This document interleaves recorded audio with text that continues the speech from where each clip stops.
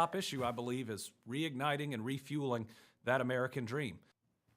Kentucky Governor Andy Beshear talking about the biggest challenges facing America as he starts his new role to get Democrats elected across the country next year. And as Beshear ends the year, he is talking about his accomplishments. But the governor also makes national headlines these days because of the still unanswered question, is he going to run for president? WHAS 11's Isaiah Kim Martinez asked him about that here at WHAS 11 this morning.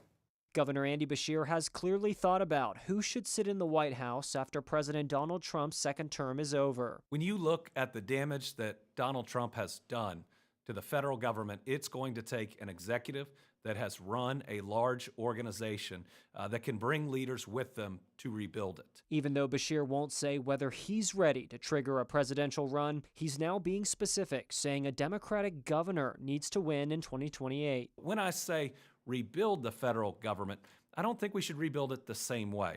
It needs to be faster. It needs to be more efficient. It needs to be more responsive. That's what the American people need, and I believe a Democratic governor is who can get it done. Beshear sat down for an interview in our streaming studio. He says he expects 2025 to go down as Kentucky's third best year ever for economic development, but he also warns the state faces a $300 million budget shortfall in 2026. How will this affect Kentuckians' wallets?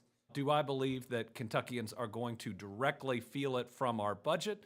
No, but will they feel it from tariffs? Yes. Beshear says the budget deficit is mainly due to two Republican-led decisions: Kentucky lawmakers lowering the individual income tax and President Donald Trump's tariffs that are reducing some spending in our economy. The governor also took a moment to address the Kentucky lives lost this year in weather-related disasters and the deadly Louisville UPS plane crash in November. We lost over 50 people between the three disasters and the plane crash, and those are 50 families that are still really struggling. On a national level, Beshear just started his critical role as chair of the Democratic Governors Association. In that job, he'll have heavy influence in crafting a strategy that wins for Democrats in 36 governors' races next year. You're going to see us hold all of these Republican governors accountable that haven't stood up, that haven't spoken out for their people, and their people are suffering. The results of those elections could have a profound impact on Beshear's political future.